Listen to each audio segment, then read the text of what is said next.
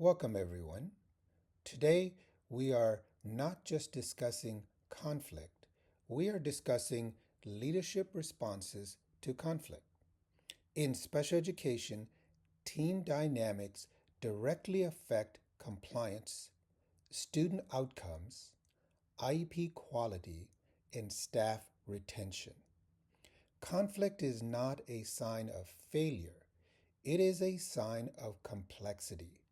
As administrators, our responsibility is to transform conflict into clarity, systems improvement, and stronger collaboration.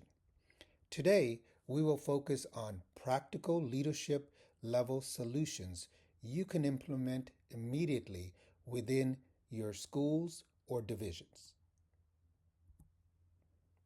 Collaboration is not accidental, it is engineered.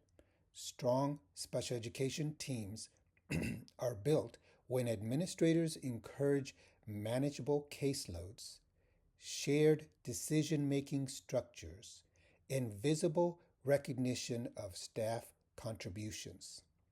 If your team is overwhelmed, collaboration will collapse. If decisions feel top down, resistance will grow. As leaders, we must audit workload distribution, ensure equitable responsibilities, and create systems where general education teachers, related service providers, and case managers feel ownership in the process. Ask yourself, is collaboration structured, or are we assuming it will just happen?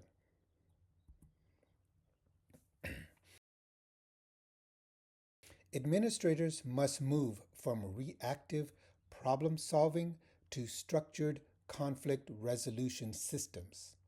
This means establishing clear protocols for how disagreements are addressed. For example, 1. Define the issue clearly. 2. Gather perspectives separately. 3. Bring parties together with norms. And 4. Anchor discussions in student centered outcomes and compliance standards. When conflict resolution is predictable and fair, staff will feel safe. When it is inconsistent, trust erodes. Consider creating a written conflict resolution pathway that your team understands before issues escalates. Most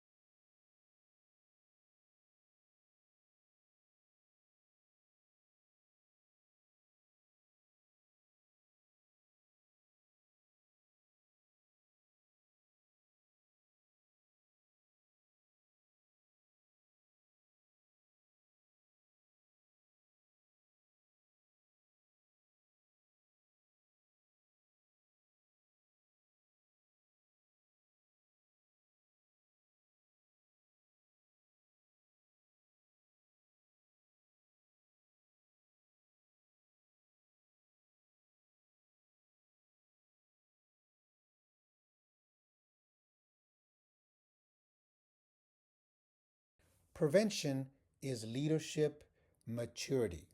A positive environment does not eliminate disagreement, but it reduces destructive conflict.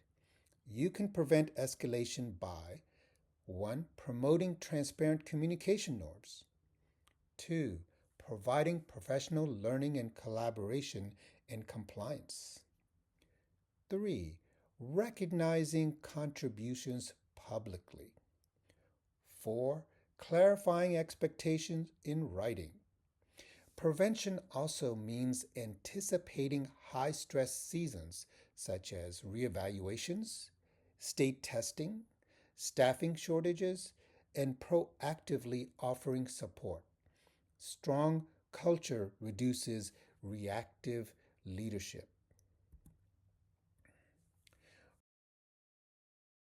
Role ambiguity is one of the most common drivers of conflict in special education. As administrators, it is critical to define 1. Case manager responsibility, 2. Service provider documentation requirements, 3. Paraprofessional supervision structures, 4. Parent communication protocols, and 5. Data collection accountability. When expectations are unclear, accountability becomes personal. When expectations are defined, accountability becomes professional. Clarity reduces tension and protects compliance. Burnout fuels conflict. Special education staff operates under high emotional and compliance pressure. Leaders must monitor workload equity, meeting schedules, and documentation demands. Consider 1. Rotating leadership responsibility, 2. Providing protected planning time, 3. Monitoring caseload caps, and 4. Encouraging work-life boundaries. Supporting wellness is not soft leadership. It is retention strategy. High turnover amplifies conflict and disrupts student services. Professional development should not only address instructional practices, but also communication, difficult conversations, and collaborative problem solving. When staff lack conflict management skills, administrators become constant mediators. Invest in building internal capacity so teams can resolve minor issues independently. This strengthens distributed leadership and builds trust.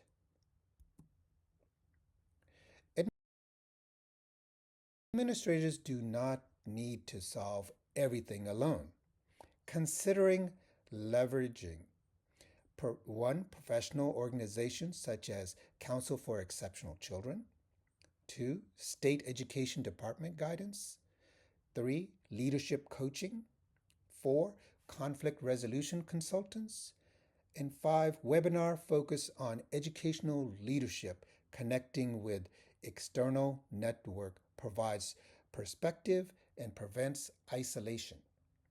Leadership growth requires continuous learning.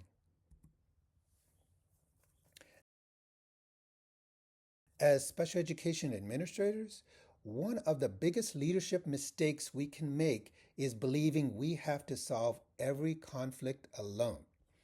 Effective leaders build capacity by using available resources strategically. First, consider professional development workshops and structured conflict resolution training programs. These are not just nice to have sessions, they are preventative leadership tools. When your staff understands communication frameworks, active listening strategies, and problem solving protocols, many minor conflicts never escalate to your office. Investing in training builds internal skills rather than dependence on administrative mediation. Second, educational materials focus on communication strategies can help standardize expectations. For example, providing guidance on how to structure difficult conversations, how to disagree professionally in IEP meetings, or how to clarify documentation responsibilities reduces ambiguity and defensiveness. The more predictable the communication system, the lower the conflict intensity. Third, do not hesitate to access consultants or experts in conflict resolution when needed. If patterns of tensions are persistent or culturally embedded within a department, an external facilitator can provide neutrality, objectivity, and structured dialogue. Sometimes teams respond more openly to an outside voice. Professional organizations related to special education also provides powerful support network. Organizations such as the Council for Exceptional Children or state level association offer leadership guidance, best practice briefs, and networking with other directors who have faced similar challenges. Peer learning is one of the most underutilized administrative tools. Additionally, online platforms, webinar, and leadership publications focus on educational leadership and conflict management can provide timely strategies. Leadership is evolving. Staying informed allows you to respond proactively than reactively. As you reflect, ask yourself, what resources have I not yet tapped that could strengthen my team this year? My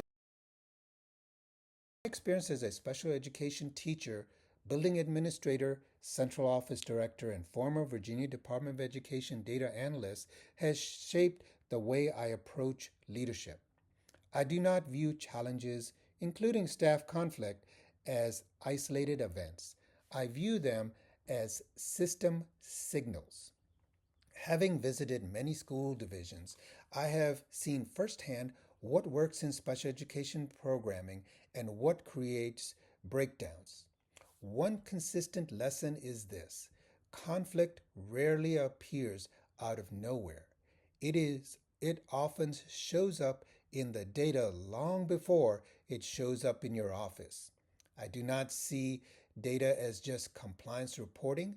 I see it as a leadership compass.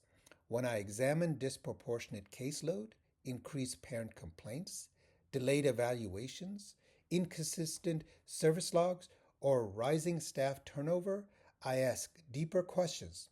What system pressure is building? Where is workload imbalance occurring? What expectations may not be clear? Effective administrators connect interpersonal tension to systemic indicators. When we align human dynamics with operational data, we move from reacting to conflict to preventing it. So I will leave you with this challenge. What patterns in your own data might be signaling emerging team conflict before it becomes visible? Thank you for learning about this topic with me. If you have any questions or suggestions for future topics, please reach out to me at midlothian1educator@gmail.com. Thank you. Bye-bye.